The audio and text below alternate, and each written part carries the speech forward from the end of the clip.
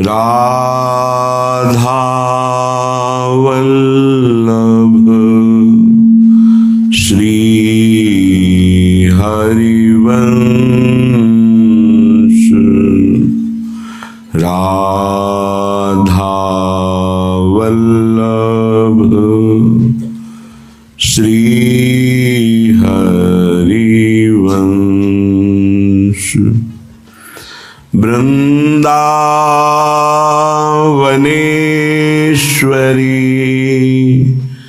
तवैव पदारविन्दम्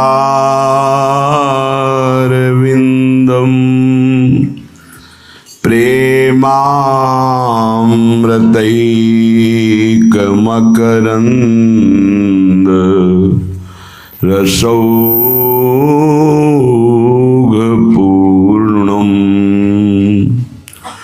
हृद्यर्पितं मधुपते स्मरतापमुग्रम्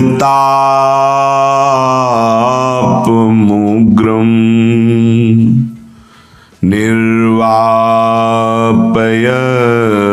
परमं शीतलमाश्रयामि निर्वापयत्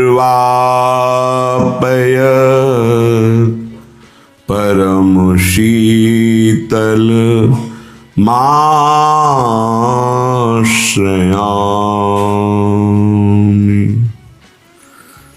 राधे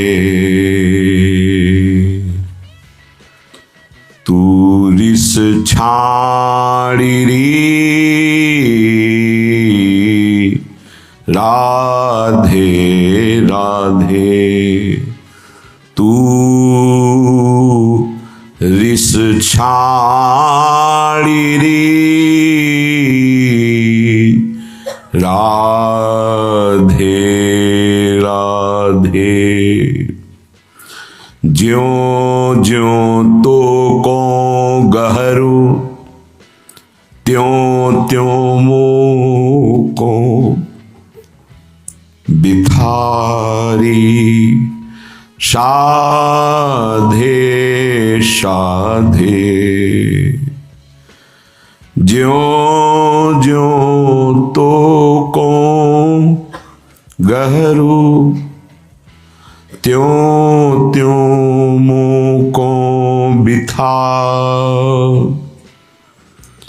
री साधे साधे तू रिस छाड़ी राधे राधे प्राणन को पोषणी हैरी तेरे बचन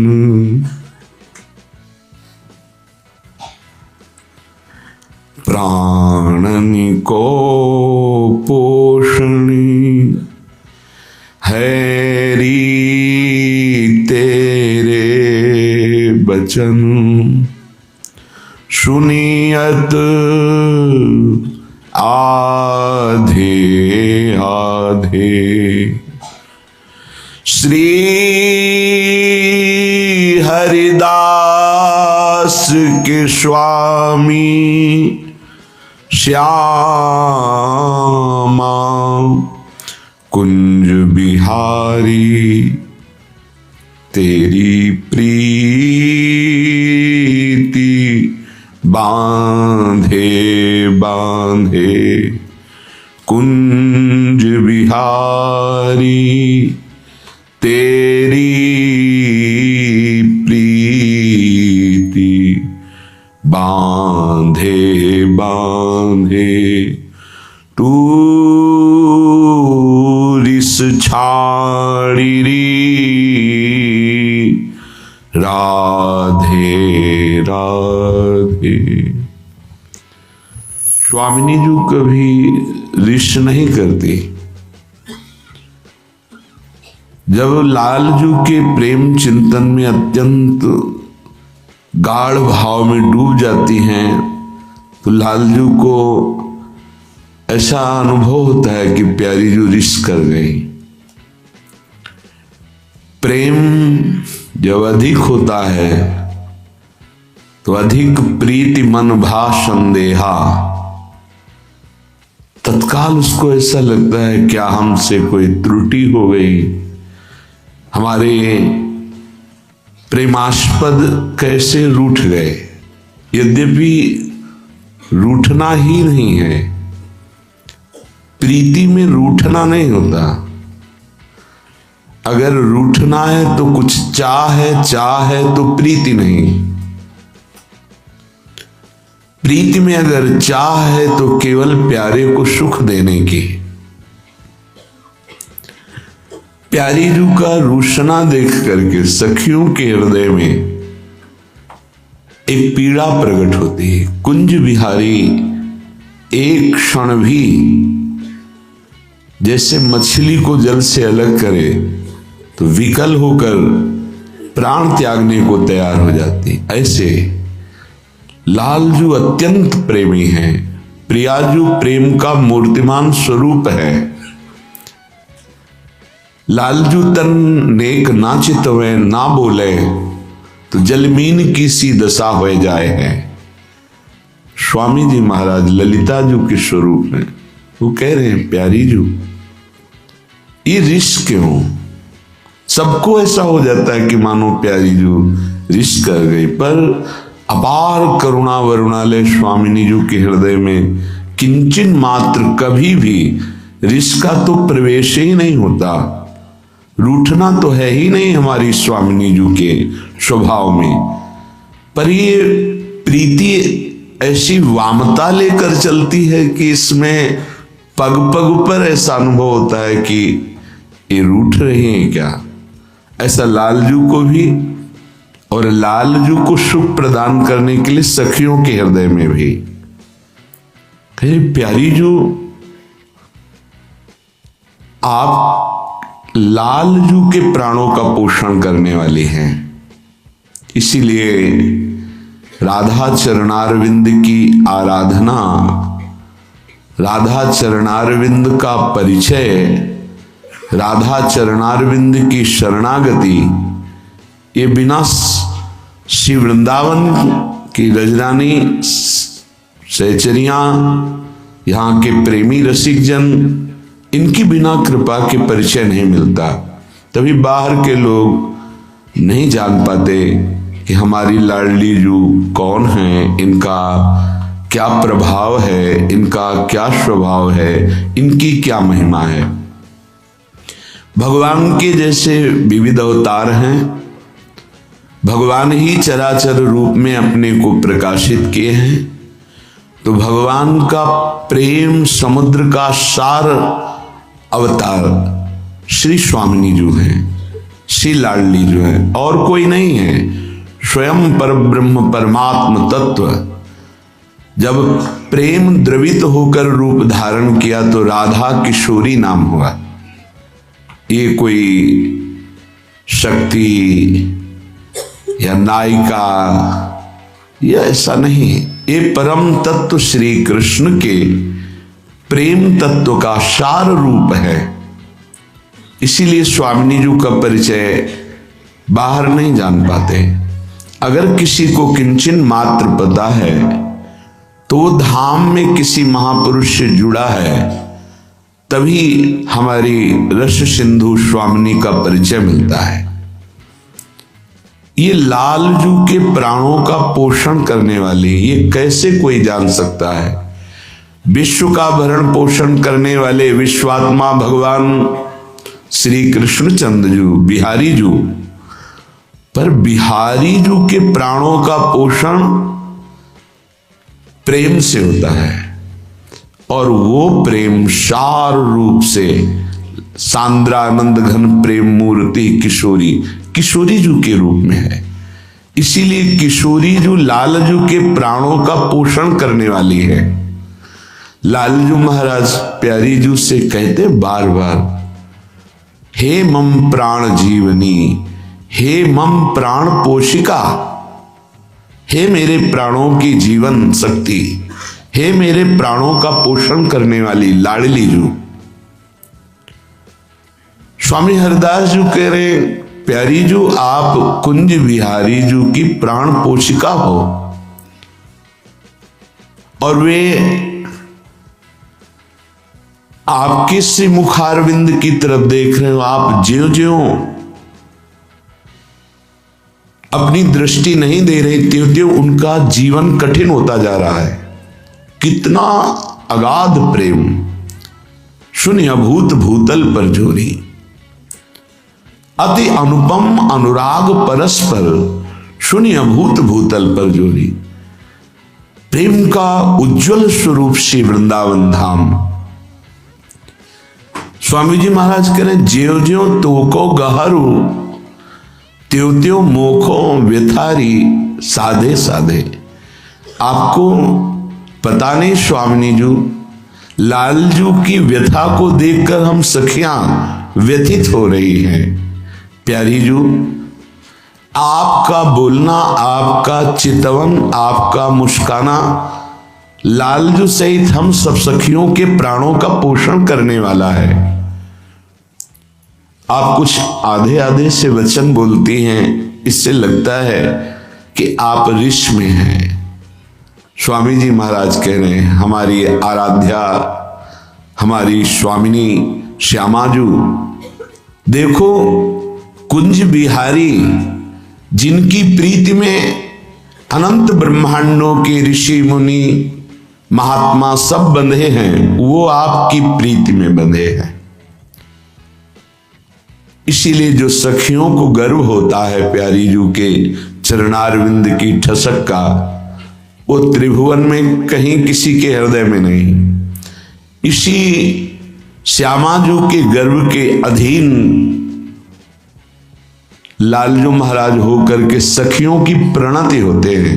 ये बहुत एकांतिक प्रेम विषय है। इसलिए श्रीपाद कहते हैं, ना राधा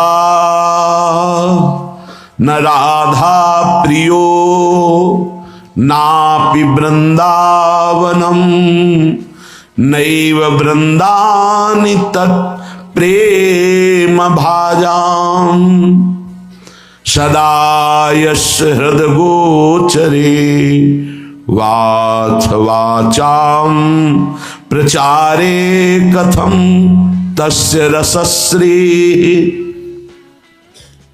धिक्कार है, व्यर्थ है उसका जीवन जिसके हृदय में श्री राधा नाम नहीं है, राधा चरणारविंद की प्रीति नहीं है,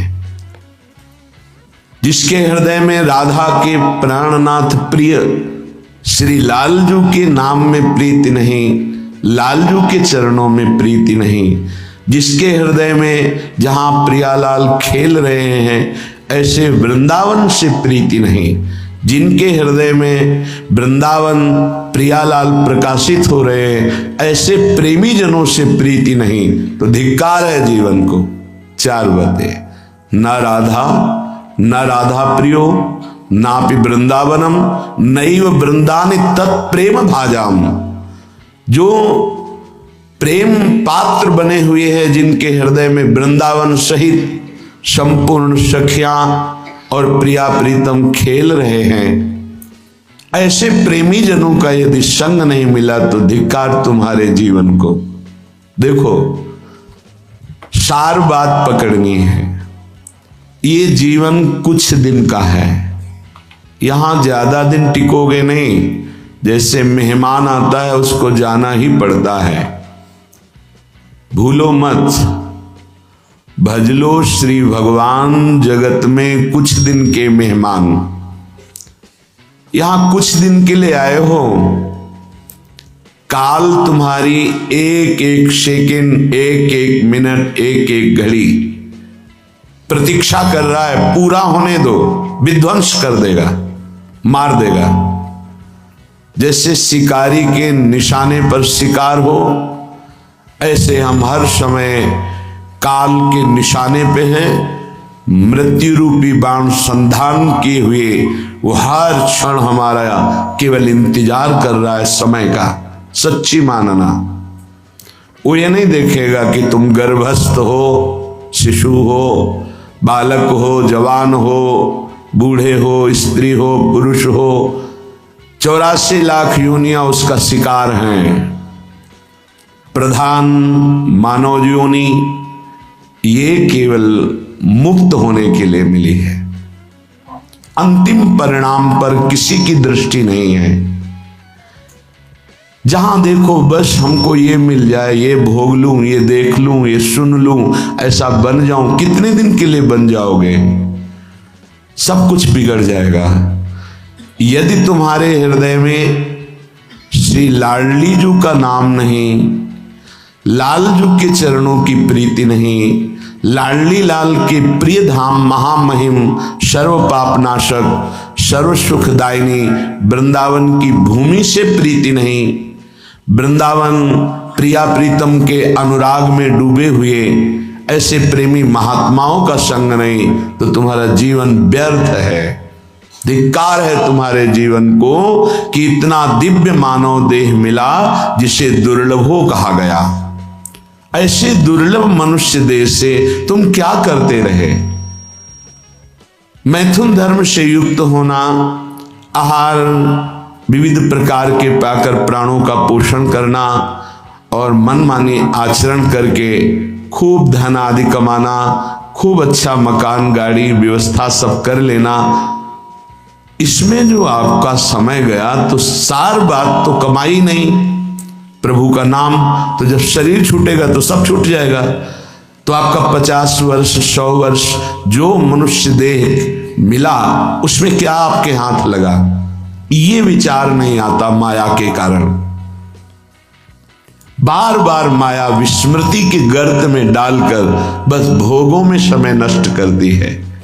धन्य है उनका जीवन जो किशोरी किशोरजू की उपासना, धाम की उपासना, भगवत प्रेमी महात्माओं के संग से नाम जप करना, प्रार्थना मान लीजिए, पछताना पड़ेगा यदि नहीं माने।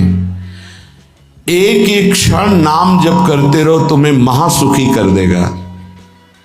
खूब शोधी हुई बात कह रहे हैं। जो नाम से विमुख है, भगवत चरणारविंद का आश्रय नहीं लिए, तो कोरा पाखंड आडंबर नाटक देखने को मिलता है। सत्य अध्यात्म एक बिंदु भी नहीं है। ये निंदा स्तुति का विषय नहीं है, ये सत्य वस्तु का विषय है। जिनके श्वास में नाम नहीं चल रहा, जिनके हृदय में सच्चिदानंद भगवान का आश्रय नहीं, तो हर चेष्टा उनकी पाखंड हो जाती है। भगवत ऋषि जी कह रहे हैं, बिन विवेक वैराग्य भक्ति बिन सत्य न एको मानो, भगवत विमुख कपट चतुराई सो पाखंडे जानो। ऐसा पाखंड फल फूल रहा है कि लौकिक बुद्धि रखने वाले बस यही समझते हैं कि यही सार बात है। नहीं, कर लो, कर लो। तुम्हें 50-100 वर्ष मिले, पाखंड कर लो, दंभ कर लो, नाटक कर लो, जो चाहो एकत्रित कर लो। दुनिया का एक कबाड़ है। जब छूटने का समय आएगा तब तुम्हें पता चलेगा। मन पछताई है अवसर बीते। समय था तो प्रयाश्चित नहीं किया अपने पाखंड का, दंभ का, पाप का। कल चर्चा हुई थी, दो नहीं रख के यहां से जाना चाहिए, एक ऋण और दूसरा पाप, नहीं तो तुम्हारे को आना पड़ेगा, दुर्गति हो जाएगी। किसी का एक पैसे का, एक वस्तु का उधार ऋण नहीं होना चाहिए जीवन में।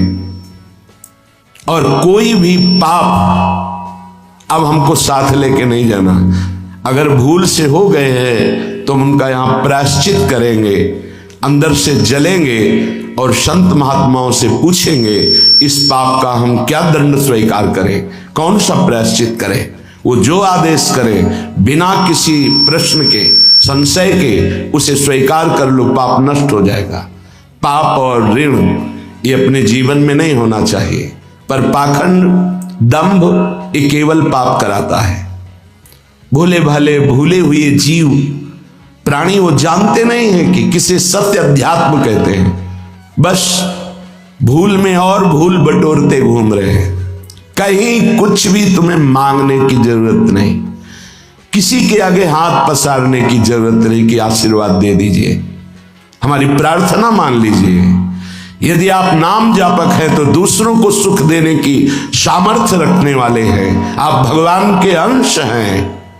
आप कोई साधारण नहीं, आप अपने स्वरूप को पहचानिए, ये भटकना छोड़िए।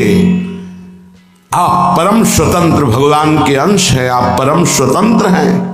ये माया आपको जो बांधे हुई है, इसी से मुक्त होने के लिए, इसी भ्रम को मिटाने के लिए हमें मानव देह मिला है। ए मारे घूम रहे, हमें सुख मिल जाएगा, कोई दे देगा आशीर्वाद। अरे आशीर्वाद भगवान ने दे दिया तुम्हें, तुम भगवान के अंश हो, तुम्हें मानव दे दिया, तुम्हें बुद्धि दे दी, विवेक दे दिया। इससे तुम सुखी नहीं हो पा रहे तो किसी के आशीर्वाद से क्या सुखी हो जाओगे। आशीर्वाद भी वही लागू होता है जो सत्कर्मी होता है, जो पाप नाशक अनुष्ठान किए हुए उसी के ऊपर आशीर्वाद जाता है। आप सोचे आप करें पाप, विषय विलासिता, और आपको कोई परमहंस आशीर्वाद दे दे, आपकी सामर्थ्य नहीं कि ऐसे आशीर्वाद देने वाले महापुरुष तक पहुंच पाए। जो पे दुष्ट हृदय सोई हुई, मोरे सन्मुख आव की सोई, वो जा ही नहीं सकता। अगर चले गए तो आशीर्वाद मांगने की जरूरत नहीं है, वो बात मिल जाएगी जो तुम्हें दूसरों को आशीर्वाद देने की सामर्थ्य प्रदान कर देगी। अपने लोग भगवान को भी आशीर्वाद देते हैं, अपने लोग महारानी जी को आशीर्वाद देते हैं, उन्हीं के नाम बल से, उन्हीं के चरण आश्रय बल से। लाडली जो थारो अविचल रहो जो सुहाग, आपका सुहाग अविचल रहे, आप दोनों ऐसे सुखी रहे। जब हम अपने आराध्य देव श्यामा से हमको आशीर्वाद दे सकते हैं, फिर और कौन बचा। तो किसके बल से? उनके नाम बल से, उनकी आराधना के बल से। क्या आप नाम जप नहीं कर सकते? क्या आप आराधना करके ऐसे समर्थ नहीं बन सकते? समर्थ वही है जिसका हाथ फैलाना मिट जाए, किसी से भी नहीं। आपके पास नाम है, आपके पास मंत्र है, उपासना है, आप समर्थ हैं, पर आप अपनी वस्तु को पहचान ही नहीं रहे। नाम जप में रुचि नहीं, सतमार्ग सत्क्रियाएं ये रुचि नहीं, तो कहीं भी भाग के चले जाओ, दुख ही मिलेगा, अशांति मिलेगी, चिंता मिलेगी, आशीर्वाद नहीं मिलेगा। वो देगा भी तो लगेगा नहीं, क्योंकि हृदय में हमारे अंदर पात्रता नहीं आ रही। पात्रता नाम जप से आती। मान लो प्रार्थना, कुछ समझ में आवे या ना आवे, राधा राधा राधा। श्रीपाद कह रहे हैं, न राधा प्रियो नापि वृंदावनम और नैव वृंदान तत्प्रेम भाजाम। प्रेम भाजाम, जो प्रेम पात्र बन चुके हैं, जिनके हृदय में वृंदावन प्रकाशित हो चुका है, प्रिया प्रीतम खेल रहे हैं, ऐसे महापुरुषों का संग नहीं, वृंदावन का आश्रय वास नहीं, और प्रिया प्रीतम की उपासना नहीं, तो तुम्हारा जीवन धिक्कार। किस काम का जीवन? ये बच्चे पैदा करना, सोना, खाना, पीना, रहना, जीना, ये तो सुअर कुत्ता भी कर रहे हैं। देव दुर्लभ मनुष्य देह कही गई, बड़े भाग मानुष तन पावा, सुर दुर्लभ सद ग्रंथन गावा, दुर्लभो मानुषो देहो। बड़ी महिमा किस बात की? भगवत प्राप्ति की। जीवन मुक्त होने के लिए, भजन रूपी धन कमाने के लिए। यदि भजन नहीं, ज्ञान नहीं, भक्ति नहीं, वैराग्य नहीं, तो फिर पशु से बढ़ करके तुम नहीं हुए, पशु से नीचे ही हुए। क्योंकि पशु तो अपने कर्मों का भोग कर ऊपर उठ रहे हैं, तुम सबसे ऊपर आकर अब ऐसे कर्म कर रहे हो कि नीची योनियों को जाओगे। श्रीपाद कह रहे हैं, कोई भी आराधना किए बिना प्रभु की सुखी नहीं हो सकता, चाहे वो ब्रह्मा के पद में ही क्यों ना हो। सच्ची मानना। अगर सुख का अनुभव होगा तो भगवत आराधना से ये बैठ जाए दिमाग में। भोगों में सुख नहीं है। अनंत ब्रह्मांडों में जितने भोग हैं सब माया के द्वारा रचित हैं। अगर वो सुखद भोग लग सकता है तो प्रभु को अर्पित करने के बाद, प्रभु से जुड़ने के बाद, प्रभु की दृष्टि पड़ने के बाद, जैसे ऐसे हम पाते हैं तो अन्न है, लेकिन जब प्रभु को अर्पित करते हैं तो प्रसाद हो जाता है, और प्रसाद पाप का नाश करके हृदय में प्रसन्नता प्रकट करता है। प्रसन्नता ही भगवत आनंद की तरफ आगे बढ़ाती है। समझ में नहीं आ रहा, हम बार बार भटक रहे हैं इन्हीं भोग, इन्हीं सुविधाओं को सुख मान। अगर नाम जप नहीं चल रहा तो समेट लो जितनी सुख सुविधाएं। अंतिम समय हमारी बात याद करना, कुछ तुम्हारे हाथ नहीं लगेगा। अब भी देख लो, कोई 20 का है, कोई 50 का, कोई 40 का, 30 का। इतना समय व्यतीत हो गया, क्या है तुम्हारे पास जो यहां से ले चलोगे? और कौन सी अनुभूति है जिसमें तुम तृप्ति का अनुभव कर रहे हो कि मुझे ये मिला, मैं तृप्त हो गया? कुछ नहीं, जीरो पे जीरो हो।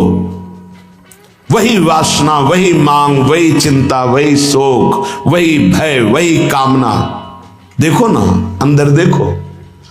संतोष, शांति, निर्भयता, निश्चिंतता, निशोकता, परमानंद एक भी है नहीं।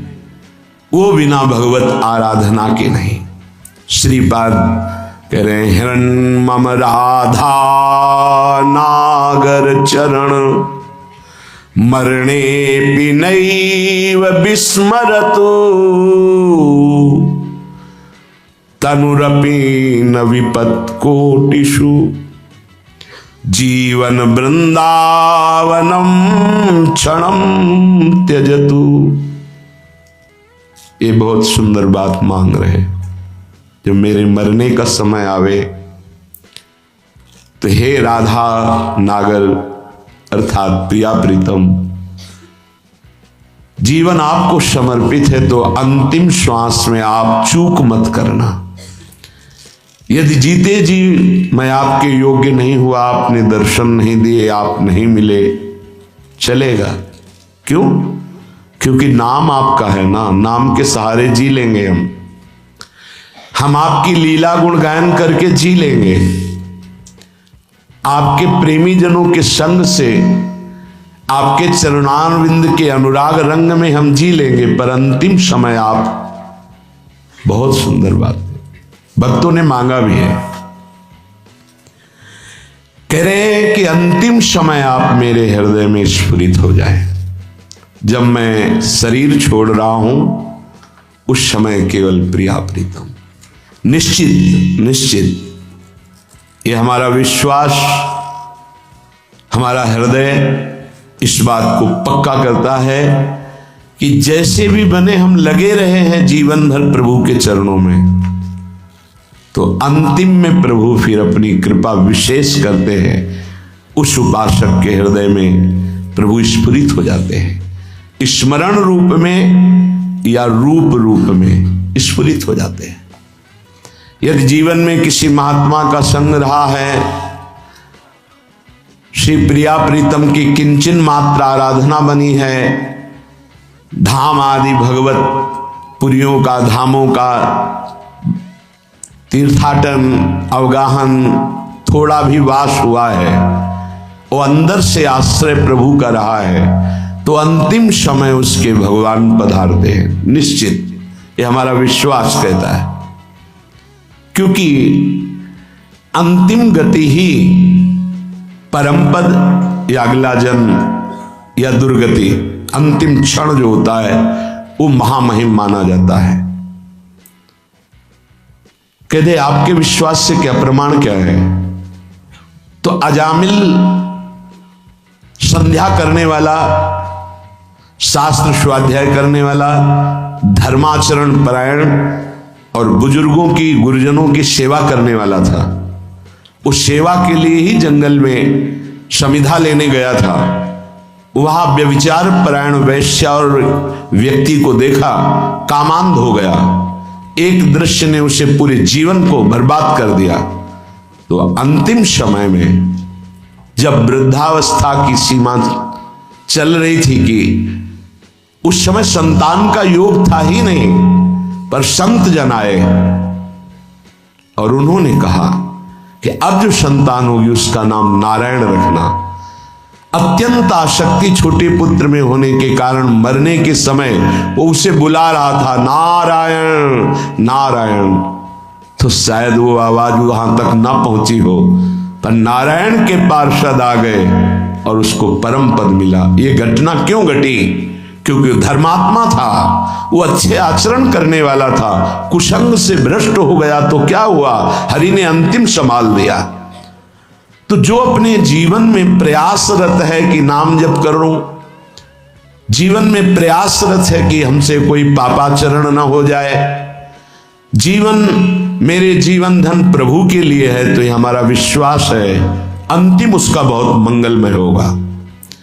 जो जीवन में मनमानी आचरण करता है, पापाचरण करता है, ढेर सारी वैभव समेट लिया, पर मरोगे तो कुछ साथ नहीं जाएगा। वो अंतिम समय जो तुम्हारी दुर्गति होनी वही तुम्हारे दिमाग में आ जाएगा और तुम उसी को प्राप्त होगे।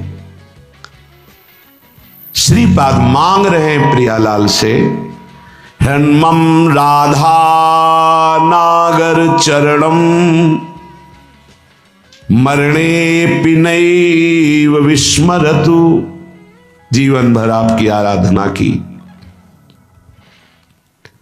अब अंतिम समय जब मेरा मरने का आवे तो हे प्रिया प्रीतम आप स्फुरित हो जाए, आपके चरणारविंद हमारे हृदय में स्फुरित हो जाए। अब ऐसे कड़वे संसार में जन्म ना हो जहां केवल छल है, कपट है, धोखा है, जहां सत्य का किंचन मात्र लेश भी व्यवहार में नहीं है। तत्व तो सत्य विराजमान है पर उसका परिचय नहीं। असत माया का खेल चल रहा, नहीं जन्मना ऐसे संसार में। हमें आपकी प्राप्ति करनी है। माना कि मेरे में सामर्थ्य नहीं, पर अंतिम समय आपसे प्रार्थना है आप हमारे हृदय में स्फुरित होना। और हे वृंदावन, आप मुझे ऐसी सामर्थ्य देना कि भारी दुख का समय हो अंतिम, तो भी मैं आपके धाम से अपने शरीर को बाहर न जाने दूं। ये बड़ी बात है। एक क्षण के लिए भी मैं कभी अंतिम चेष्टा में, जब मेरा शरीर भारी पीड़ा में हो, यहां से जब जाना होता है, जिनका आखिरी जन्म होता है, तो बहुत कुछ हमारी गंदगी जमा है जन्म जन्मांतरों की, वो बहुत शीघ्र भोगवाई जाती थोड़ा थोड़ा करके। तो देखा जाता है कि बड़े महापुरुष भी अंतिम समय बहुत ही विकराल परिस्थिति आ जाती है। उस समय भागना नहीं है औषधि के लिए, नहीं, ये धैर्य उपासक के अंदर ही होता है। पास में ही राधा टीला है, अभी कुछ ही वर्षों पहले की बात है। यहाँ के पूज्य जो महंत जी थे, बड़े ही कुंज बिहारी श्री हरिदास चरणारविंद के अनुरागी थे। रामकृष्ण मिशन में गए, परेशानियां बढ़ रही थी। उन्होंने जांच की, उन्होंने कहा या नहीं, आपको दिल्ली जाना होगा, या हो सकता है आगरे में हो जाए, या तो नहीं हो सकता न मथुरा में न वृंदावन में। कुंज बिहारी श्री हरिदास कौन जाएगा दिल्ली आगरा। हालत खराब होती चली गई। श्री हरिदास कुंज बिहारी श्री हरिदास। सबसे कहा कि स्वामी जी बुला रहे हैं हमें, जल्दी तैयारी करो जल्दी। ये अभी कुछ वर्षों की बात है, ये अपने सामने की बात कह रहे। जल्दी भोग बनाओ, नहीं तो भोग नहीं लगा पाओगे, समय है अभी, राजभोग जल्दी लगाओ। राजभोग लगाया, प्रसाद लाओ, प्रसाद। बैठो सब सामने। कुंज बिहारी श्री हरिदास, श्यामा प्यारी कुंज बिहारी श्री हरिदास दुलारी। कीर्तन शुरू हुआ। कोई समझ नहीं पा रहा क्या कह रहे, बस खून की उल्टी हुई। बोले स्वामी जी बुला रहे, चले गए। ये है जीवन भर की आराधना का स्वरूप। अंतिम लीला बड़ी विचित्र होती, उस समय आराध्य देव ही संभालते हैं। पूज्य शिवड़िया बाबा बैठे हुए हैं, इधर प्रभुदत्त ब्रह्मचारी जी की कथा नीचे बैठ करके एक संत सुना रहे हैं, हजारों की संख्या में सभा भरी। बाबा ने कहा आज यहां स्मशान होगा। अचानक कौन समझ पावे महापुरुषों की, आज यहां स्मशान होगा। आज हम पहले 2 श्लोकों की व्याख्या करते हैं। जिसका जन्म होता है उसकी मृत्यु निश्चित होती है। आत्मस्वरूप जन्मा है, उसकी कभी मृत्यु नहीं होती। धैर्यवान कभी मृत्यु से विचलित नहीं। कोई समझ ही नहीं पा रहा कि बाबा आज बेप्रसंग की चर्चा कैसे कर रहे हैं। अच्छा तो सब सुनो, जो चर्चा हो रही सुनो। प्रभुदत्त ब्रह्मचारी जी की भागवत, ओम शांत बैठ गए। आखिरी ओम बाबा का था।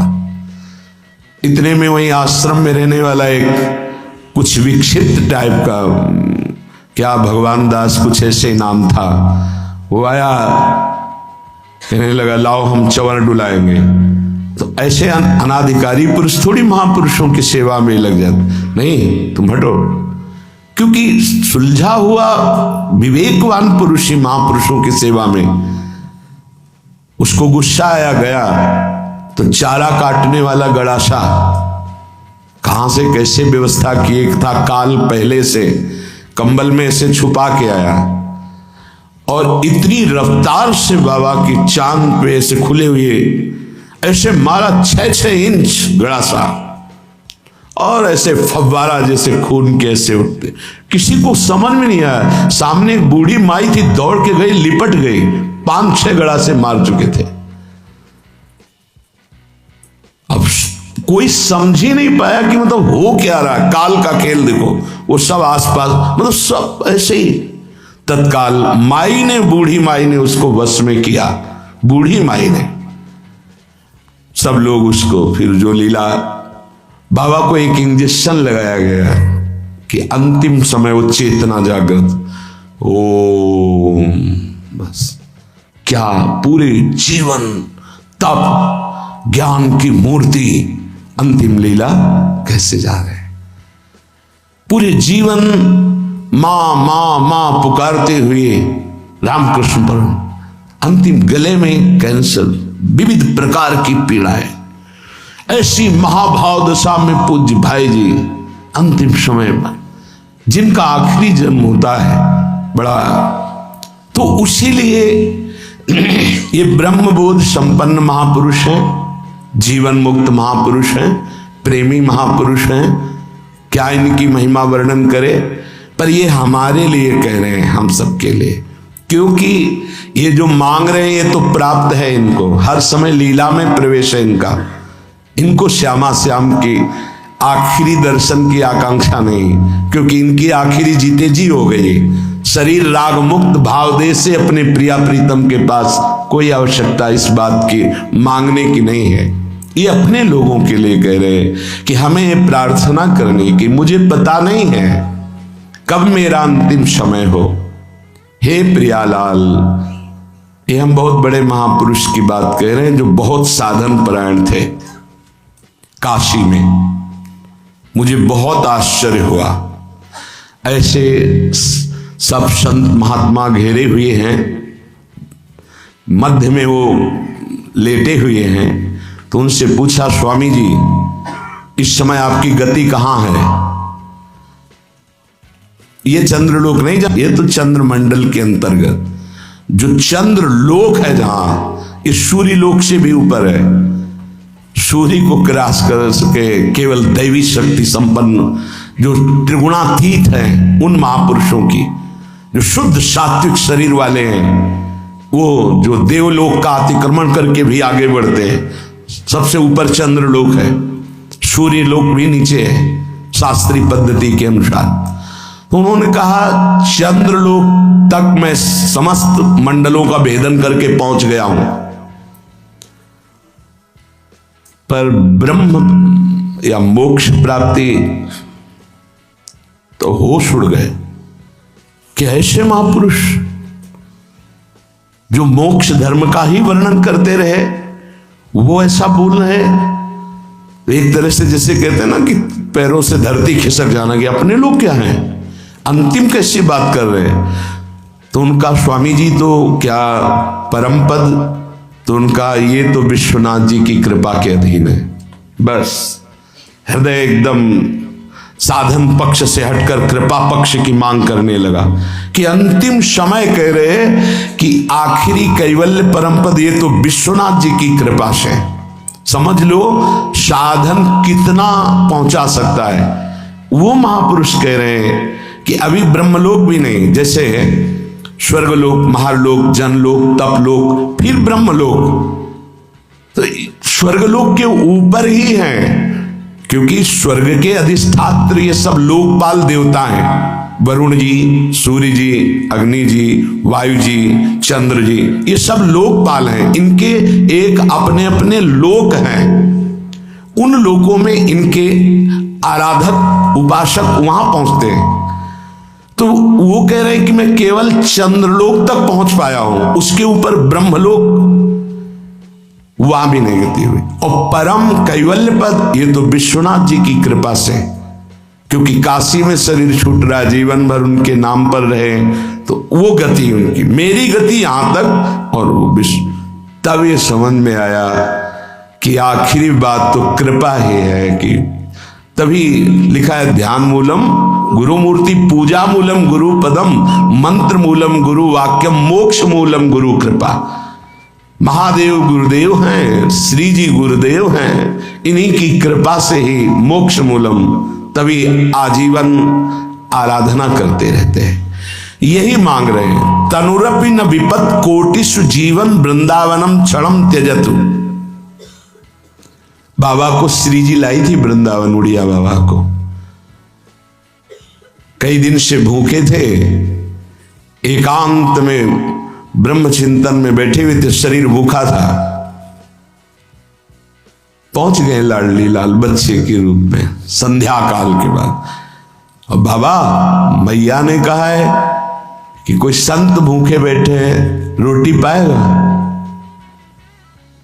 रात होने वाली इस समय तो दूध ले आवे, हाँ ले आओ, साथ में एक रोटी भी, एक ले आओ ले आओ। इतना मृदुल स्वभाव, इतना प्यार, इतने छोटे स्वरूप बच्चे। बाबा आश्चर्यचकित हो रहे थे कि संध्या हो रही, इस समय बच्चे बड़ा ऐसे, पहले कांसे का लोटा चलता, उसमें पका हुआ दूध, एक रोटी पाई, एक दूध पिया, एक परमानंद की अनुभूति, विशेष उनके हृदय में अद्भुत आनंद। फिर एकदम चिंतन किया कि यहां कौन सा गांव नजदीक है। तो विरक्त महापुरुष उठे,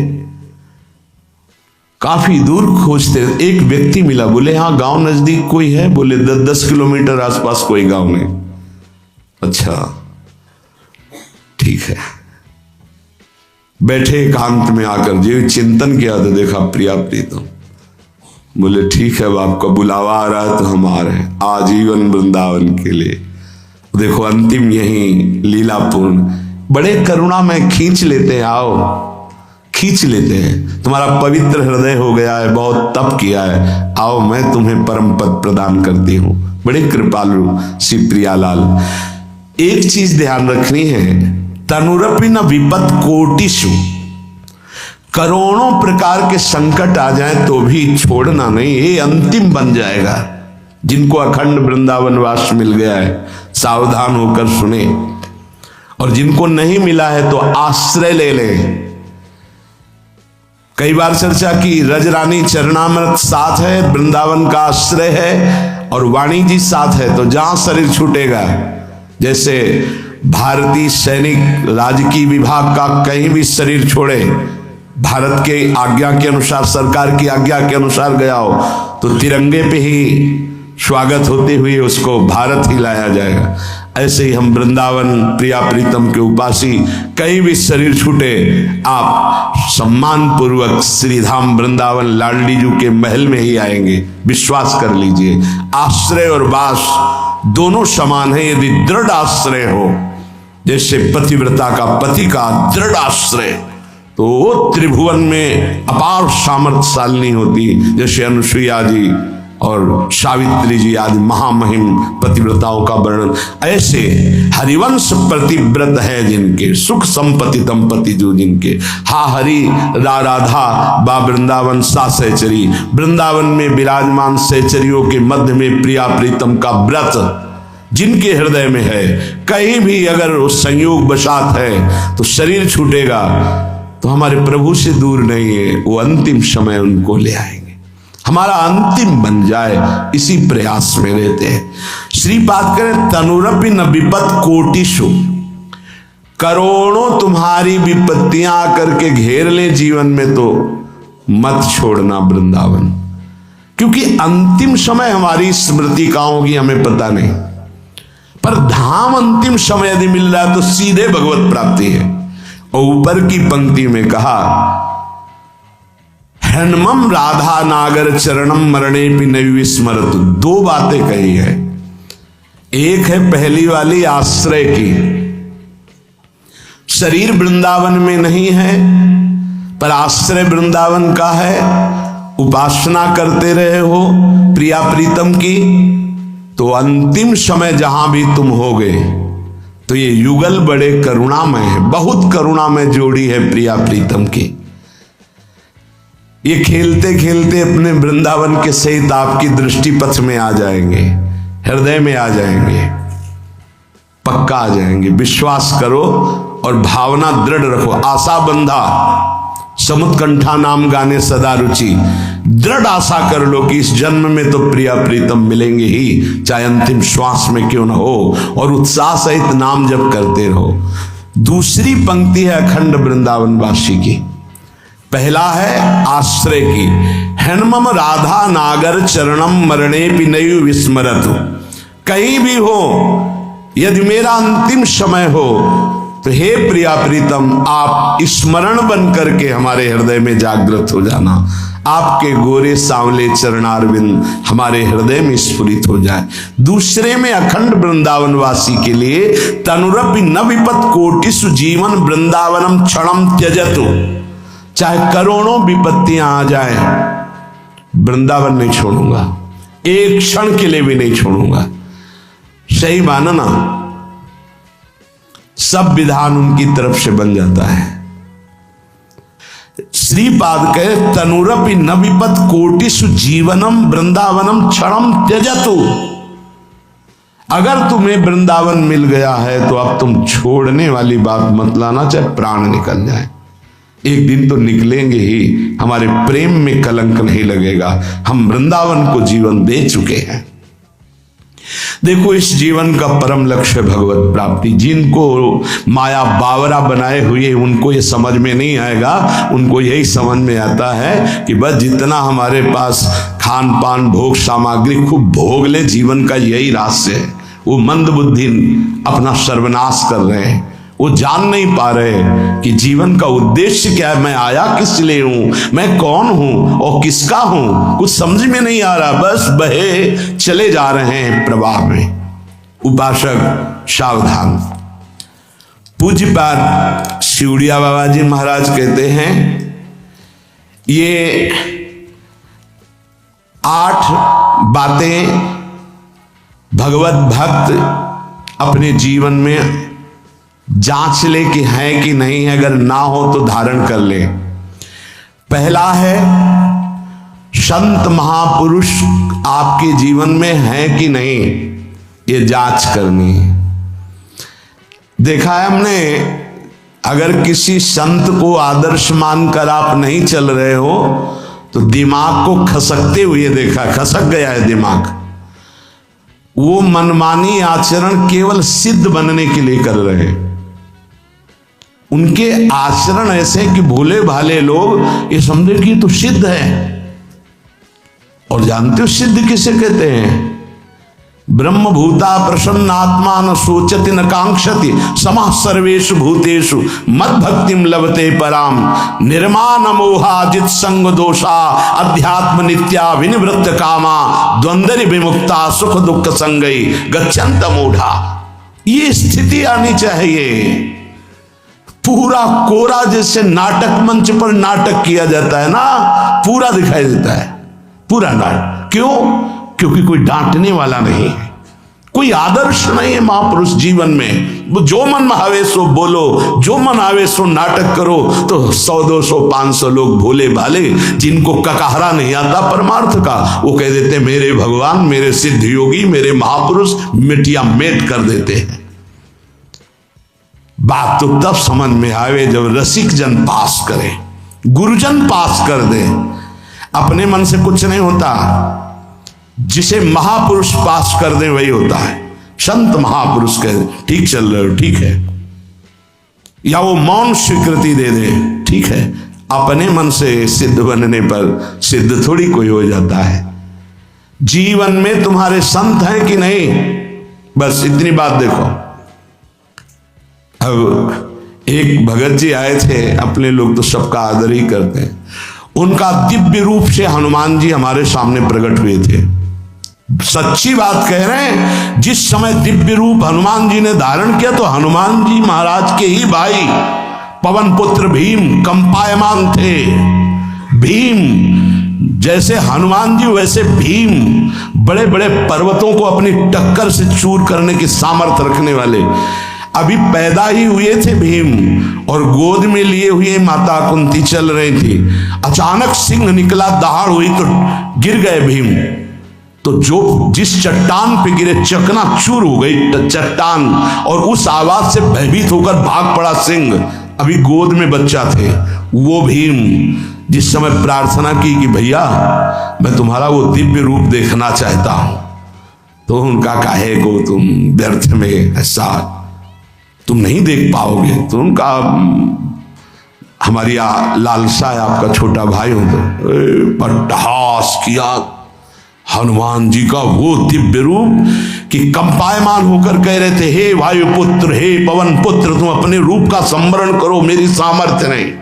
और वो व्यक्ति ऐसे कह रहा, मैं दिव्य हनुमान। हम कह रहे पाखंड मत करो, ठीक से चलो तो ये सब भगवत स्वरूप अनुभव में आ जाएंगे। ठीक से चलो, बड़ा विचित्र स्वरूप है। जब तक जीवन में कोई संत नहीं, तो हम ये देख रहे हैं कि वो जीवन या तो पाखंड में सकेल जाएगा और या तो व्यर्थ के चिंतन में फंसा हुआ अपने को मान लेगा कि मैं सिद्ध हूं। आपका शब्द, आपकी दृष्टि, आपकी चेष्टा, तस्मात् शास्त्रम प्रमाणम ते, तब सिद्ध माना जाता है।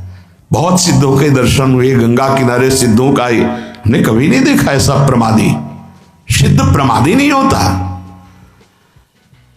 95 वर्ष की आयु पूज्य स्वामी श्री ओंकारानंद सरस्वती जी महाराज 4 बजे एक अपने निजन से कहते, वो स्वेटर पहना दीजिए। बोले स्वामी जी अभी तो धूप है। नहीं, अंदर अभी जाएंगे चिंतन में विक्षेप होगा, हमारे पास समय नहीं, डाल दो शरीर में। अब इसका एक साधारण शब्द हुआ, इसका प्रभाव इतना पड़ा कि इतनी अवस्था में इतने चिंतन परायण की स्वेटर पहनना है, ये स्मृति बाधा ना पहुंचा पावे, डाल दो शरीर में। कितना सूक्ष्म। बड़े बड़े महापुरुषों को देखा है, अपने ब्रज के प्रेमी जनों को और ब्रह्मबोध संपन्न दोनों महापुरुषों को, किंचन मात्र कहीं भी कोई भी शास्त्र विपरीत शब्द नहीं, 1 सेकंड की चेष्टा नहीं पाई शास्त्र विरुद्ध। और यहां शास्त्र में है ही नहीं, हो वैसे सिद्ध हो रहे हैं। क्यों? क्योंकि जीवन में किसी आदर्श महापुरुष का अंकुश नहीं। अगर किसी संत का भय तुम्हारे जीवन में नहीं है तो ये माया रौन देगी, पक्का समझ लीजिए। कोई महापुरुष तुम्हारे ऊपर अंकुश लगाने वाला हो तो इसीलिए जो देहाभिमानी जी होते भाग पड़ते हैं, क्योंकि उनकी सिद्धावस्था में वो बाधा पहुंचाएंगे। गुरुजन असली सिद्ध बनो, नाटक नहीं, तो भाग पड़ते हैं। और जो गुरुजनों की शरण में रहता है वो परिपक्व भगवत प्राप्त महात्मा बन जाता है। इसलिए पूज्य बाबा कह रहे पहला, किसी महापुरुष का अनुशासन है कि नहीं। प्रगट में अनुशासन जरूरी है, प्रगट में अनुशासन जरूरी है। नारदानंद सरस्वती जी महाराज नैमिषारण्य के पीछे आए थे, कुछ परिक्रम उन्होंने बताया, अब वो पधार गए जो वहां के अधिकारी बनाए गए विवेकानंद जी। नए वस्त्र धारण करके आगे, सदवई में मना है, यदि ऊपर का नया वस्त्र हो तो नीचे का पुराना और मलिन होना चाहिए। अगर नीचे का तो फिर ऊपर का पुराना मलिन, मैच नया क्रीच एकदम, ये सब साधुता के कुछ नियम होते हैं, साधुता की एक मर्यादा होती है।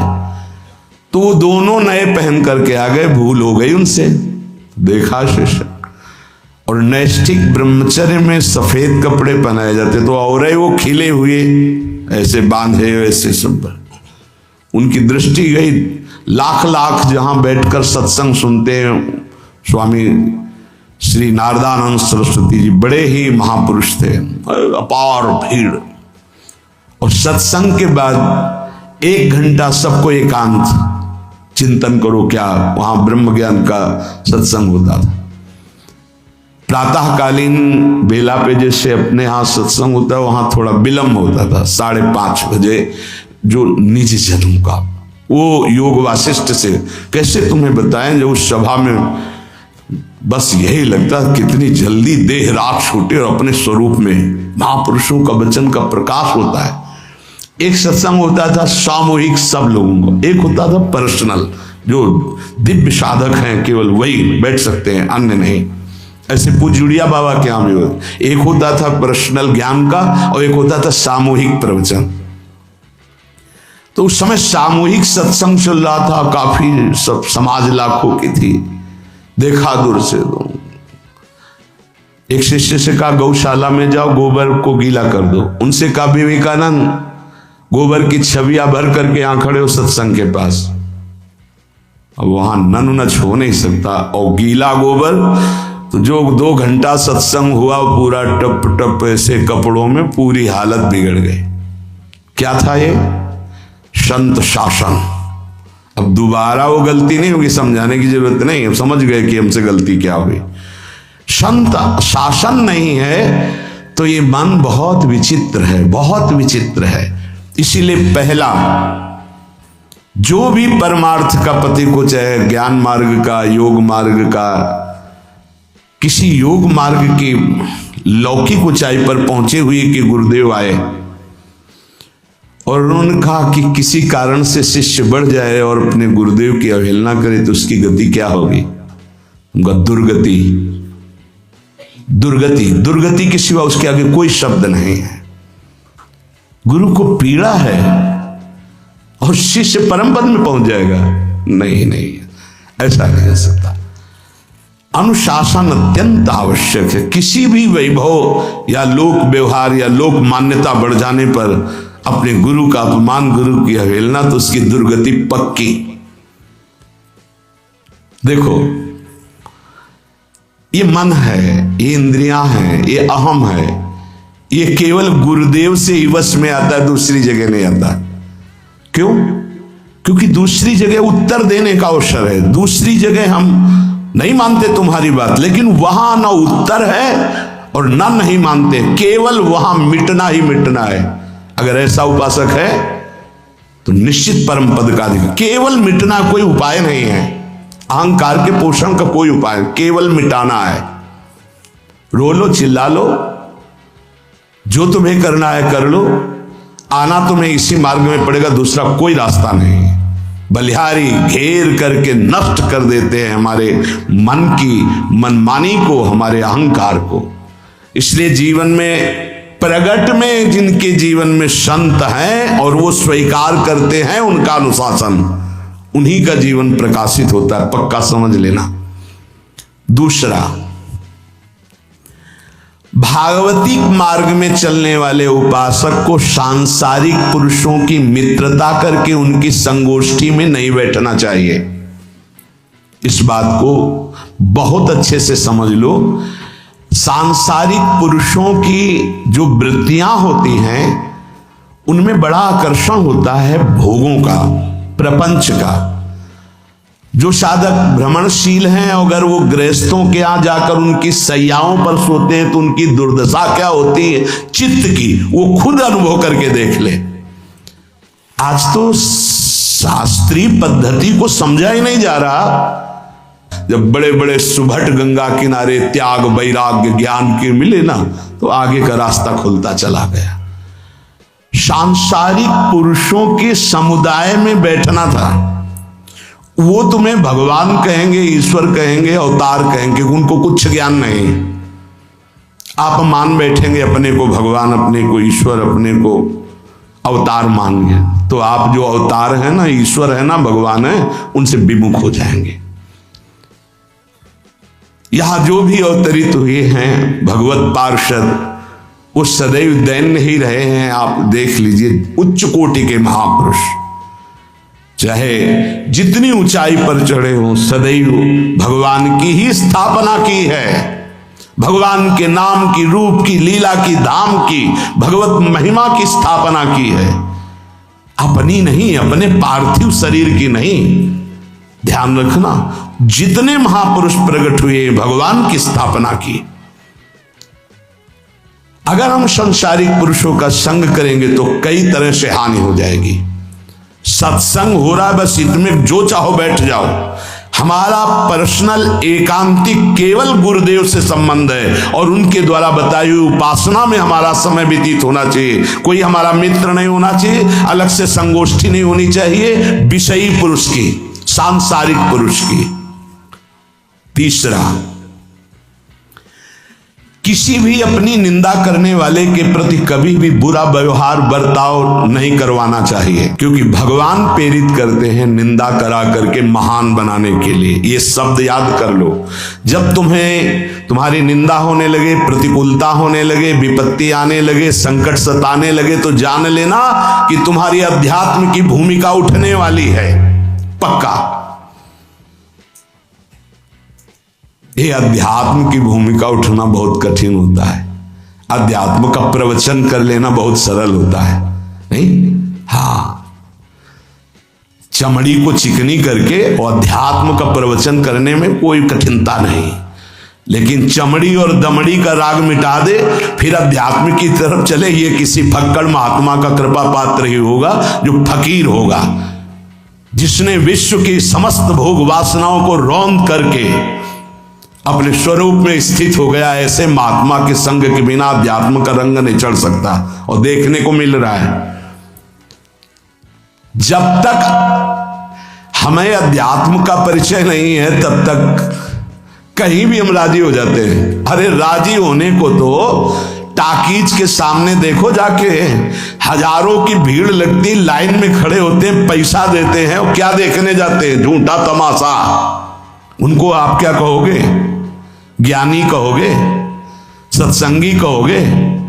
भीड़ का इकट्ठा हो जाना कोई अध्यात्म का चमत्कार नहीं होता। तो अध्यात्म का चमत्कार तो अंतर की वृत्ति का परिवर्तन हो जाना होता है। नहीं तो अगर एक नृत्य करने लगे ना, तो हजारों उसको देखने खड़े हो जाते हैं। फिर 14 संगीत बज रहे हैं, फिर इसके बाद अगर हजारों में बैठे मनोरंजन कर रहे हैं, तो इनका कोई महत्व तो नहीं। अगर एक महात्मा कह देता है कि तुम वास्तविक भगवत मार्ग के पथिक हो, तो धन्य हो गया जीवन। और 1 करोड़ लोग कह दे कि परमार्थ का पथिक है, तो मान्यता नहीं मानी जाएगी। ये अध्यात्म है, अध्यात्म। इसीलिए कह रहे हैं कि सांसारिक पुरुषों की संगोष्ठी में रति न करे। तीसरी, अपनी जब कोई निंदा करे तो उसका भला जरूर मना देना, बुरा मत मना देना, नहीं तो अध्यात्म छूट जाएगा।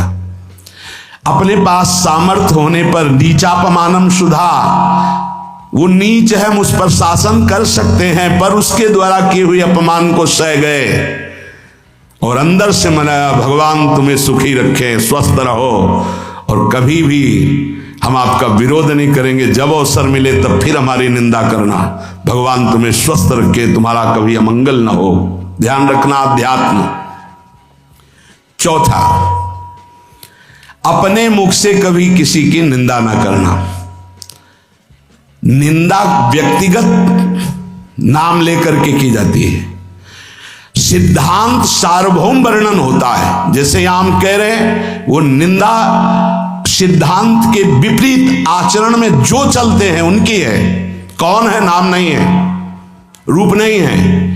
सिद्धांत में चलना एक ये मार्ग, सिद्धांत से बिलक चलना ये पाखंड है। पाखंड और दंभ की निंदा होती है, और सत्य की कोई निंदा करे तो वो प्रकाशित होता है। सत्य निंदा से ढकता नहीं। जैसे कोहरा थोड़ी देर के लिए सूर्य को ढकने का नाटक कर सकता है, लेकिन सूर्य जब प्रकाशित होगा तो कोहरे की धज्जियां उड़ जाएंगी। पांचवा, मान लेने की इच्छा का त्याग करके अपने समीप जो भी आवे, छोटा बड़ा, सबको प्यार और मान देना। ये 8 अच्छे उपासक में सब लक्षण पाए जाते हैं। दूसरों को मान देने का स्वभाव रखना, चाहे छोटा बच्चा ही क्यों न हो। ये नहीं कि धनी मानी बड़ा आकर के धन राशि दे रहा है तो उसका सम्मान हो रहा है, और छोटा प्रणाम कर रहा है उसकी तरफ देखा भी नहीं जा रहा। नहीं, बच्चे से लेकर कोई भी सबको एक ही प्यार की दृष्टि से देखना, भगवत भाव से देखना, अपने को मान रहित और दूसरों को मान देने का स्वभाव बना देना। छठवां, अपनी इंद्रियों को सदाचार परायण रखना। इंद्रियां इस सदैव व्यभिचार की तरफ भागती हैं। नेत्र व्यभिचार दोष, बार बार दूसरों के प्रति देखना आकर्षणकारी, कैसा भी दोष अंदर का भाव हो, नेत्र दोष। दूसरों की बातें सुनना, श्रवणेंद्रिय दोष। वाणी से दूसरों की चर्चा करना, वाणी। ऐसे हर इंद्रिय अपने व्यभिचार में जाना चाहती है। सदाचार परायण उपासक होता है।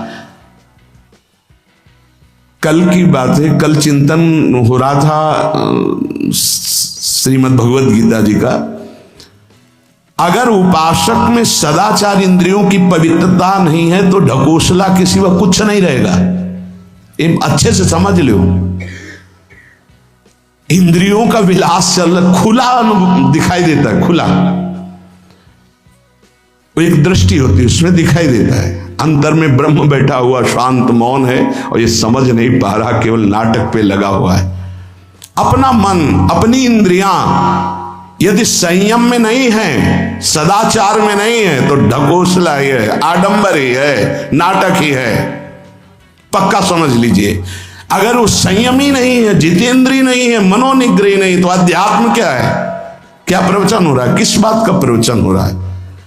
जो अनुभव हुआ उसका हो रहा है, शास्त्र सम्मत हो रहा है। जितेंद्रियता नहीं, इंद्रिय निग्रह नहीं, मनोनिग्रह नहीं। छठवां, सदाचार परायण, अर्थात इंद्रिय और मन शास्त्राज्ञा के अनुसार चले। जिसका इंद्रिय मनोनिग्रह युक्त समय व्यतीत होता है भगवत चिंतन में, वो महापुरुष है। अभी वर्तमान में ही है। चिंता मत करो, स्थिति जागृत होने में देर नहीं। बंद रखो अपनी खिड़कियों को, कहीं माया की हवा ना घुस जाए। सच्ची सच्ची तुममें बहुत सामर्थ्य है, जागो। अगर झुक गए तो रौंद दिए जाओगे। एक एक बात अच्छे से समझ लो। मुस्कुरा के, प्रेम व्यवहार दिखा के, अपनापन करके फिर तुमको अधीन किया जाएगा। माया भगवती बहुत बलवती है। ऐसे करके फिर ऐसे प्रहार करती है, क्योंकि साधक बहुत प्रवीण है। ऐसे में अपने को बचा लेगा, लेकिन ऐसे में बचाना बहुत कठिन होता है। हमारी बात को समझ लेना। ऐसे में बचाना बहुत कठिन होता है, बहुत कठिन होता है।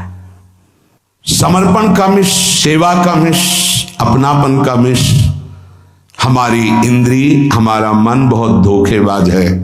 हमें कोई धोखा नहीं दे सकता। ये हमारा मन, हमारी इंद्रियां हमको धोखा देती है।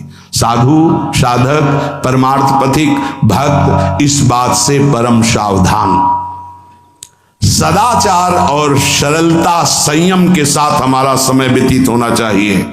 किसी के गवाही की जरूरत नहीं है, किसी के प्रमाण की जरूरत नहीं। आप खुद अपने हृदय की भूमिका को नाप लीजिएगा, कितनी ऊंचाई पर चढ़ रहे हो आपको खुद अनुभव में समझ में आ जाएगा। जो इंद्रियों का गुलाम, मन के द्वारा भ्रष्ट आचरण करने वाला है, कुछ भी हो, कोई भी हो, कहीं भी हो, दुर्गति शब्द से ही संबंध है। जीते जी दुर्गति, फिर फांसी ऐसी लगे तेषम दुख न हो। सच्ची मानना जब गलत हो जाता है आचरण, तो अपना मन अपने को कहता है नष्ट कर दो, ये जीवन किस काम का। होश में हमारे शब्दों को ध्यान से सुनना।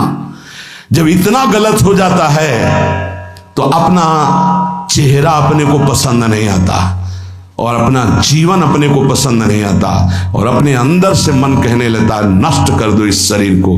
फिर वो जो आगे की लीलाएं होती है, अच्छा ऐसा हुआ, फांसी लगा ली, जहर खा लिया, ये कर लिया, वो कर लिया। वो इन्हीं इंद्रिय और मन की फिसलन को नहीं सह पाया।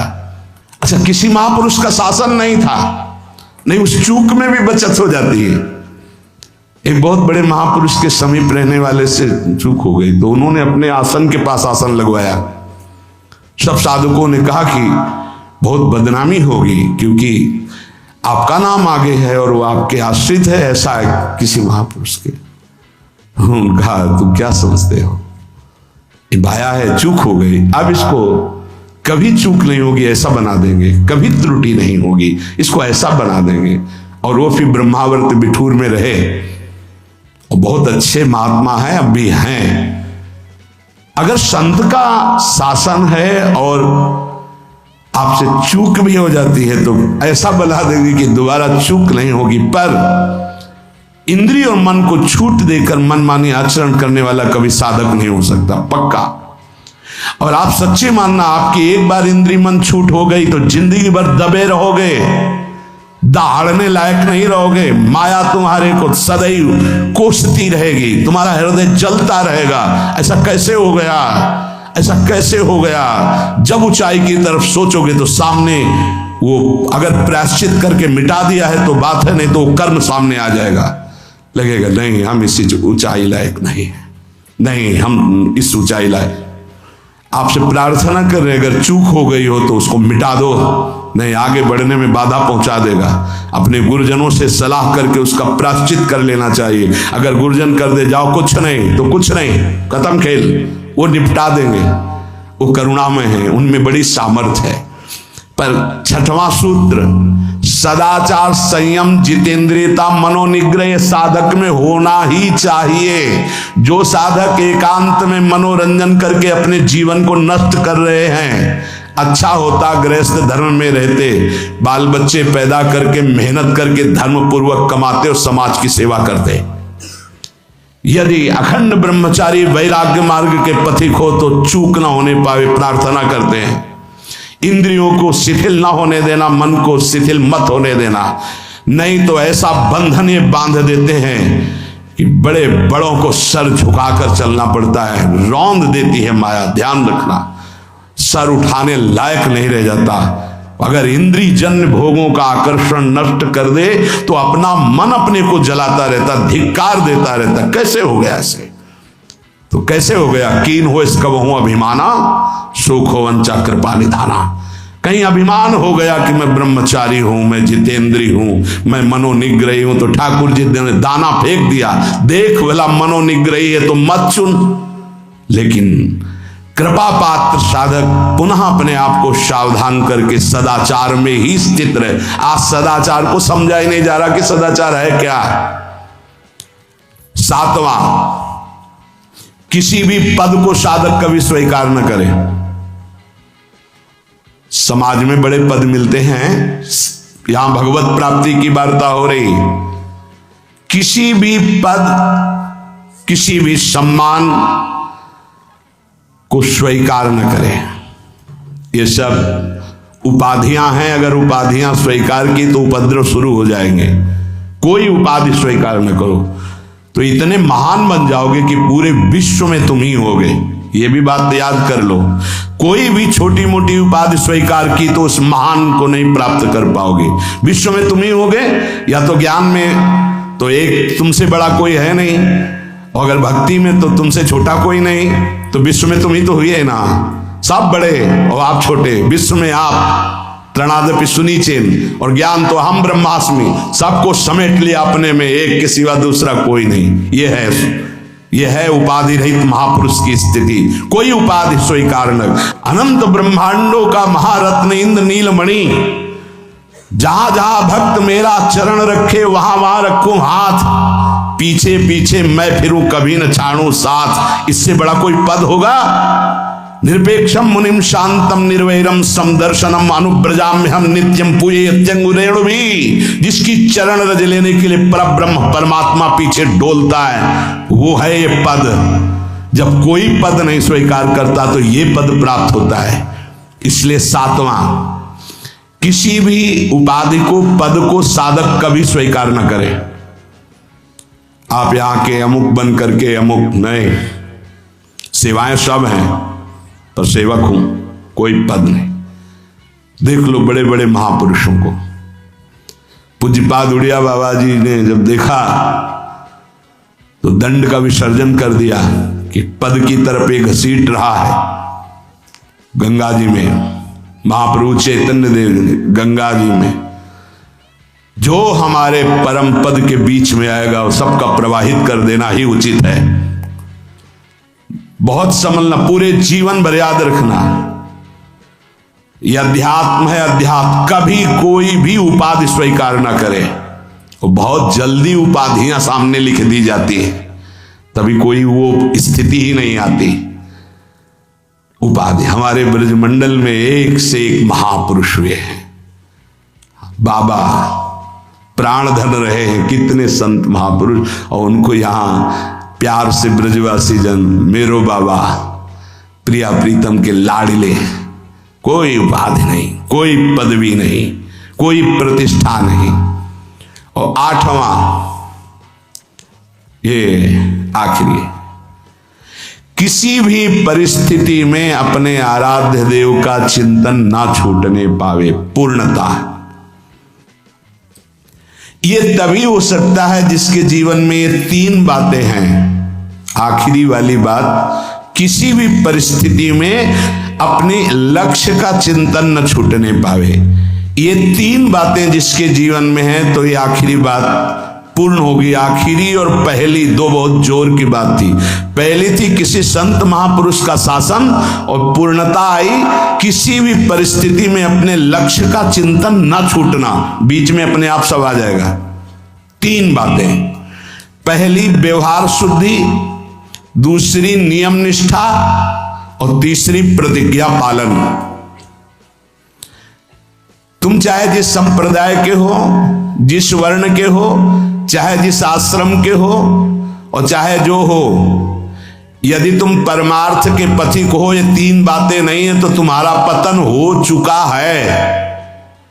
पतन हो जाएगा नहीं, नाप लो, तुम्हारा पतन हो चुका है। पहला, व्यवहार शुद्धि। आपका जीवन किस मार्ग का पथिक है? बोले गृहस्थ। आप अपनी मर्यादा में, आपकी जो मर्यादा है प्रवृत्ति मार्ग की, उसी के अनुसार एक सीमा में रहकर आपका इंद्रियजन्य व्यवहार। दूसरा, आप कौन? विरक्त मार्ग के पथिक।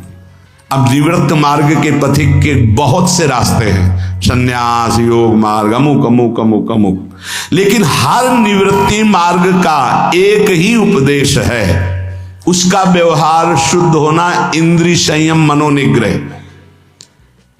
अगर वैरागी होकर इंद्रिय संयम नहीं है, मनोनिग्रह नहीं, तो उसका व्यवहार अशुद्ध है। इसी में सब आ जाएगा, सब कुछ, सारा व्यवहार आ जाएगा। गृहस्थ होकर यदि उस सीमा के अंतर्गत नहीं, बाहर भ्रष्ट है, तो साधक ही नहीं। विरक्त होकर यदि उसका व्यवहार शुद्ध नहीं, देखो चूक हो जाना अलग बात होती, हो गई गलती, सुधार कर लो, पूरे जीवन में पुनरावृत्ति ना हो। हमारी आखिरी श्वास तक भगवत प्राप्ति का रास्ता शास्त्र देता है। अगर आपसे चूक हो गई, अभी तक समय बर्बाद हो गया, अब सुधार लो, अब बना लो। बहुत बड़ी फिसलन माया की है। अगर आपको समझ में आ गया कि अब हमें सुधरना चाहिए, आज से सुधर जाओ, आज से भगवत प्राप्ति हो जाएगी, बड़ा अनुभव हो जाएगा आपको कि पीछे मैं ऐसा, अब आगे चल करके ऐसा भगवत कृपा से हो गया। व्यवहार शुद्धि, व्यवहार शुद्धि, एकांत शुद्ध, एकांत बहुत पवित्र होना चाहिए। व्यवहार प्रगट में जब समाज में होगे तो है ही, ये बात बार बार हम इसलिए बोल रहे हैं कि परमार्थ का पथिक बाहरी व्यवहार की शुद्धि तो दिखा देता है, लेकिन आंतरिक बहुत अशुद्ध आचरण होते हैं, इसीलिए अध्यात्म की उन्नति नहीं होती। आपका शरीर पवित्र, आपके विचार पवित्र, आपका मन पवित्र, तब आप परम पवित्र भगवान से अपनापन कर पाएंगे। ध्यान रखना, आपका शरीर अपवित्र, आपके विचार अपवित्र, आपका मन अपवित्र, आप ऐसे ही भगवत प्राप्ति कर लेंगे। जहां मन आया वहां खा लिया, जो मन आया वो देख लिया, जो मन आया वो छू ले, ऐसे भगवत प्राप्ति हो पाएगी। ये जो हमारा मन भजन में लेकर, होटलों में खाओगे, भजन में मन लगेगा, अशुद्ध आहार करोगे, मनमानी व्यभिचार प्रवृत्तियों का दर्शन, संभाषण और क्रिया करोगे, और तुम्हारा मन सच्चिदानंद प्रभु में लग जाएगा। तमाशा समझा है, तमाशा समझ लिया अध्यात्म में मन को लगाना। आहार शुद्ध नहीं, विचार शुद्ध नहीं, आचरण शुद्ध नहीं, चार लोग बैठे हैं उसी में अपनी इंद्रियों को बार बार तुम आकर्षण, शरीर आकर्षण की तरफ ले जा रहे, दिखाई नहीं दे रहा है क्या स्थिति तुम्हारी? बात करेंगे ब्रह्म ज्ञान के नीचे बात ही नहीं, अरे कुछ नहीं है। संयम से चलो, सदाचार से चलो, पवित्रता से चलो, तो कोई संशय ही नहीं रह जाएगा। पर संयम, सदाचार, पवित्रता ये सब केवल ग्रंथों में लिख रहे हैं, पर अपने तो सौभाग्यशाली है ना, चल सकते हैं, अपने को अवसर मिला है। जो नहीं चल पा रहे हैं वो कम से कम सुन तो रहे हैं, चलने की तैयारी कर रहे हैं, लेकिन आप लोग तो चलने की तैयारी नहीं, चल चुके हैं। आप अपने को बचा लीजिए, आप अपने को संभाल लीजिए। पूज्य बाबा कह रहे हैं व्यवहार शुद्धि, नियम निष्ठा, प्रतिज्ञा पालन नहीं, तो वो पतित हो चुका है, पतित हो जाएगा नहीं, पतित हो चुका है। दूसरा है नियम निष्ठा, जो तुम्हें गुरु ने दी है या स्वयं धारण की है, दोनों बातें होती। जब कितना, कौन कौन सी दिनचर्या के नियम, कितना पाठ, क्या सेवा, इनका नियम होता है। हमारा नियम है इतने बजे उठ जाना, हमारा नियम है ये पाठ करना, हमारा नियम है ये करना। उन नियमों को कोई देखे ना देखे, हमें प्राणपण से पालन करना है। अपनी दिनचर्या में इतना पावर है कि जहर भी समन हो जाएगा। मीरा जी का समन हो गया ना, तो आप कहोगे वो तो मीरा जी थी, तो मीरा जी में क्या था? मेरे तो गिरधर गोपाल दूसरों को लाओ, तुम भी मीरा जी बन जाओगे। मेरे तो गिरधर गोपाल दूसरों न कोई, तो जहर जिससे प्रकट हुआ है, जहर भी तो उसी से प्रकट हुआ है ना, परमात्मा तत्व से ही, तो औषधि भी उसी से है। धन्वंतरी जी ने शोध करके कहा, अच्युत गोविंद हरि इन नामों को जो निरंतर जपता है कोई प्रभाव नहीं डाल सकता, विरोधी भाव कोई प्रभाव नहीं डाल सकता। समस्त औषधियों की परम औषधि भगवान नाम। मीरा जी की जिभ्या पे नाम, हृदय पे नाम, प्रहलाद जी की जिभ्या पे नाम, हृदय पे नाम। का बड़े बड़े सर्पों से डसवाया, विष पिलवाया प्रहलाद जी को। क्या तुम इसी महामहिम मार्ग के पथिक बने हो, जिसमें प्रहलाद जी चले, जिसमें देवर्षि नारद जी हैं, जिसमें बड़े बड़े महापुरुष हैं, उसी मार्ग के पथिक हो। हम में कमी ये हो गई कि हम वैसे नहीं चल रहे जैसे चलना चाहिए। नियम पर बहुत ध्यान दीजिए। अगर नियम है 1:45 बजे उठने का, स्नान का, तो 1:45 बजे ही उठना चाहिए, 2 नहीं बजना चाहिए। ये नियम में बहुत बड़ी ताकत होती कि आपके नेत्र फट से खुलेंगे, घड़ी में तो 1:45 ही होगा। अपने तो 1:45 तो स्नान करने के लिए निकल जाते। नियम निष्ठा, जप का, पाठ का, श्री जी की सेवा का, ये सब नियम, खान पान, ये सब नियम के, हमारा नियम है हम इतना पाएंगे बस, हमारा नियम हम ये नहीं पाते, हमारा नियम है हम इतना सोते, इतना जगते। इस वजह साधक का नियम, नियम निष्ठा और प्रतिज्ञा पालन, इसमें चूक नहीं होनी चाहिए, इसमें चूक हो जाती है, इसलिए सुकृत नष्ट हो जाते हैं। जैसे कहा गया आज के बाद हम ये नहीं करेंगे, कुछ न कुछ साक्षी किया जाता है।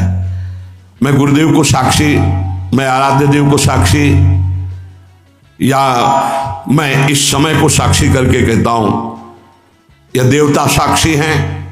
जैसे भीष्म जी ने कहा समस्त दिशाएं और लोकपाल समस्त देवता साक्षी हैं, मैं आज नियम लेता हूं, आज जीवन अखंड ब्रह्मचारी रहूंगा। ऐसे कुछ प्रतिज्ञाएं होती जिनको कसम कहते हैं।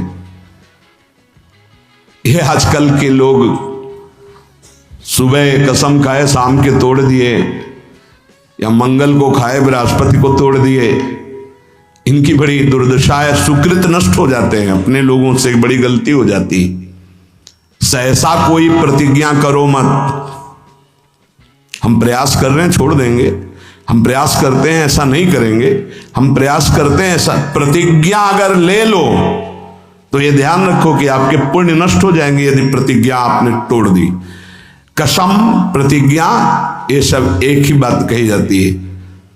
तृण छू के शपथ पूर्वक मैं कहता हूं कि आज के बाद ऐसा कभी नहीं, या सामने किसी भगवान मंदिर में आज के बाद में ऐसा, या गुरुदेव, अब तो देर नहीं लगता कसम खा लेते हैं, तोड़ लेते हैं। हमारी प्रार्थना है मत खाना कभी कसम, कसम नहीं खानी चाहिए, प्रार्थना है।